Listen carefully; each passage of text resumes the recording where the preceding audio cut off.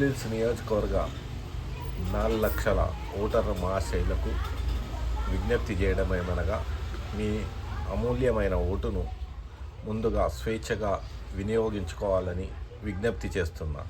అదేవిధంగా రాష్ట్రంలో ప్రధాన 3 పార్టీలు ఏ పార్టీ పని చేస్తుంది, ఏ పార్టీ పని చేయడం లేదు అన్న విషయాన్ని గమనించి ఓటును వేయాలని విజ్ఞప్తి చేస్తున్నా. ఈరోజు భారతీయ జనతా పార్టీ బీసీల బిల్లును అడ్డుకుంటున్నామని బహిరంగంగా చెప్పుకుంటున్నారు. అదేవిధంగా 4 వ్యక్తుల కోసము బీఆర్ఎస్ పార్టీ అన్న విషయాన్ని తెలుసుకోండి.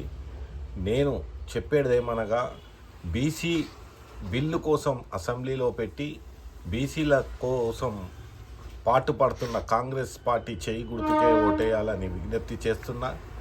మరియు అన్ని విధాల యోగ్యుడు, విద్యావంతుడు, క్రీడాకారుడు కాబట్టి నవీన్ కుమార్ యాదవ్కు చేతి గుర్తుపై ఓటు వేసి అత్యధిక మెజార్టీతో గెలిపించాలని విజ్ఞప్తి చేస్తున్నా. ఆయన ఏ పదవి రాకమొదలే నిరుద్యోగులకు 2,000 మందికి శిక్షణ కొరకు తన సొంత డబ్బును వెచ్చించి వారికి శిక్షణ ఇప్పించి ఉద్యోగాలు వచ్చే విధంగా ప్రయత్నం చేశారు. అదేవిధంగా చిన్న శ్రీశైలం యాదవ్ నగరంలోని ప్రతి గుడికి, ప్రతి బడికి, ప్రతి ఒక్క పేదవాడికి ఆర్థికంగా సాయం చేసిన వ్యక్తి కాబట్టి అన్ని విధాల మంచి వ్యక్తి కాబట్టి నవీన్ కుమార్ యాదవ్కే ఓటేయాలి.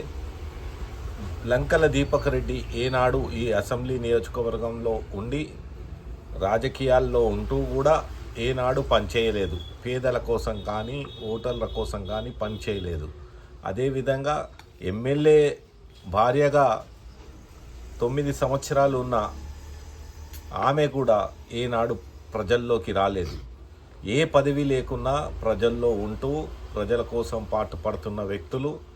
ఎంఐఎం నుంచి 48 ఓట్లు సాధించిన నవీన్ కుమార్ యాదవ్ ఈసారి తప్పకుండా 1,00,000 ఓట్లతో విజయం సాధిస్తాడు. అన్ని వర్గాల ఓట్లు ఆయనకు పడతాయని ఆశిస్తున్నాం.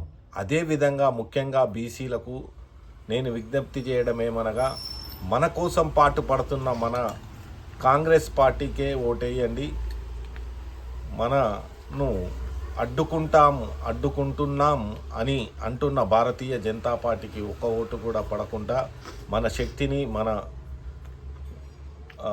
బలగాన్ని చూపెట్టవలసిన అవసరం ఉంది. బీసీ, ఎస్టీ, ఎస్సీ, మైనార్టీ అందరి ఓట్లు కాంగ్రెస్ చేతి గుర్తుకే పడతాయి. తప్పకుండా ఆశిస్తూ మీ అందరికీ విజ్ఞప్తి చేస్తున్నా.